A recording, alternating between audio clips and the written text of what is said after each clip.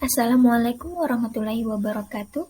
Saya Ayu Darsela akan menjelaskan mengenai manajemen keuangan dan akuntansi dengan dosen pengampu Mu'anif Ridwan, SPD, IMA. Manajemen keuangan. Pengertian manajemen keuangan.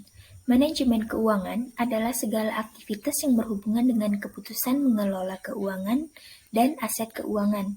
Tujuan utama dari manajemen keuangan adalah memperoleh keuntungan yang maksimal melalui sumber daya keuangan yang tersedia. Tujuan manajemen keuangan.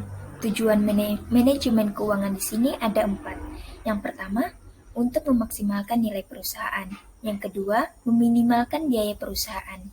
Yang ketiga, memberikan laba kepada pemegang saham secara maksimal dinilai dari harga saham. Tujuan yang keempat yaitu menyiapkan struktur modal, peningkatan efisiensi, serta pengurangan risiko operasional perusahaan. Prinsip manajemen keuangan. Dalam manajemen keuangan, risiko dan pengembalian tarik ulur dijadikan sebagai prinsip utama. Investor umumnya memiliki kehati-hatian dalam memberikan investasi. Pengambilan keputusannya didasarkan pada peluang investasi dan portofolio perusahaan. Kegiatan manajemen keuangan. Kegiatan manajemen keuangan yaitu pertama, aktivitas penggunaan dana yaitu aktivitas untuk menginvestasi ke dana pada berbagai aktiva. Aktivitas kedua, aktivitas peroleh dana, yaitu aktivitas untuk mendapatkan sumber dana, baik dari sumber dana internal maupun sumber dana eksternal perusahaan. Aktivitas yang ketiga, yaitu aktivitas pengelolaan aktiva, yaitu setelah dana diperoleh dan dialokasikan dalam bentuk aktiva, dana harus dikelola seefisien mungkin. Pengambilan keputusan. Pengambilan keputusan di sini ada 3. Yang pertama, kebijakan keuangan. Kebijakan keuangan di sini yaitu pengambilan keputusan mengenai keuangan merupakan permasalahan yang selalu ditemukan oleh setiap kegiatan perusahaan atau kegiatan bisnis. Pengambilan keputusan yang kedua yaitu kebijakan investasi. Kebijakan investasi di dalam manajemen keuangan berkaitan dengan pengelolaan aktiva beserta dengan penempatannya dalam bentuk investasi. Pengambilan keputusan yang ketiga yaitu kebijakan dividen. Kebijakan dividen adalah salah satu jenis pengambilan keputusan yang dilakukan oleh perusahaan setelah memperoleh laba sebagai hasil dari kebijakan investasi. Kegiatan permodalan. Modal kerja dibutuhkan oleh setiap perusahaan untuk membiayai segala kegiatan perusahaan. Modal perusahaan ini diperoleh melalui sumber internal maupun sumber eksternal. Sumber internal meliputi laba, biaya penyusutan, dan modal langsung dari pemilik perusahaan. Sementara sumber modal eksternal meliputi saham dan utang. Manajemen modal kerja dilakukan setiap hari secara berkelanjutan. Penerapan manajemen keuangan. Penerapan manajemen keuangan ada 4. 1. Manajemen keuangan pribadi. Manajemen keuangan pribadi adalah penerapan manajemen keuangan dalam skala individu dan keluarga.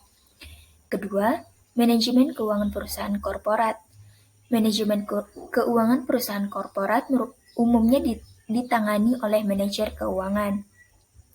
3. Manajemen keuangan sektor publik.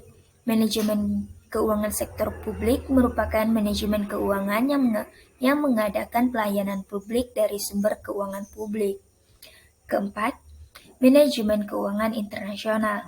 Manajemen keuangan internasional merupakan manajemen keuangan dalam skala transaksi keuangan internasional. Tujuan akuntansi. Tujuan akuntansi di sini ada 7. Yang pertama, memberikan informasi mengenai keuangan sehingga dapat membantu membuat estimasi potensi keuangan perusahaan. Tujuan yang kedua yaitu menyediakan informasi mengenai perusahaan pada berbagai sumber ekonomi perusahaan seperti aset, hutang, modal, dan lain-lain. Tujuan yang ketiga yaitu menyediakan informasi lainnya terkait laporan keuangan untuk membantu pengguna laporan tersebut. Tujuan yang keempat yaitu memberikan informasi mengenai status dan kondisi keuangan perusahaan. Tujuan yang kelima yaitu memberikan gambaran kemungkinan status dan kondisi keuangan. Fungsi yang keenam, menetapkan tingkat risiko yang berkaitan dengan pinjaman atau kredit perusahaan. Yang ketujuh, mendapatkan gambaran mengenai tingkat laba dan dari perusahaan. Fungsi akuntansi. Fungsi akuntansi di sini ada 4. Yang pertama, rekaman laporan atau recording report. RAP. Fungsi utama dari akuntansi adalah untuk merekam catatan transaksi secara tersistematis dan secara kronologis dari begitu banyak transaksi keuangan.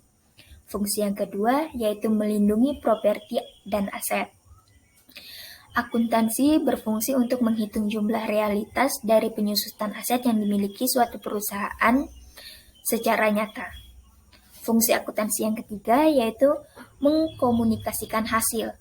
Akuntansi memiliki fungsi dalam menyampaikan hasil laporan keuangan kepada semua pihak yang tertarik pada bisnis tertentu seperti investor, kreditor, karyawan, peneliti, kantor pemerintahan, dan sebagainya. Fungsi yang keempat dan yang terakhir yaitu meeting legal. Fungsi akuntansi juga berhubungan dengan perancangan dan pengembangan suatu sistem. Siklus akuntansi.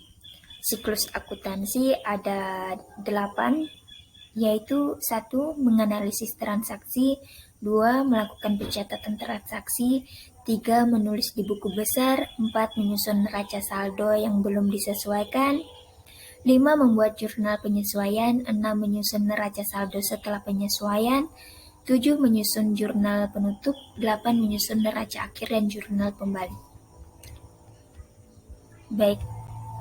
Baiklah, sampai di sini saja penjelasan dari saya. Terima kasih. Wassalamualaikum warahmatullahi wabarakatuh.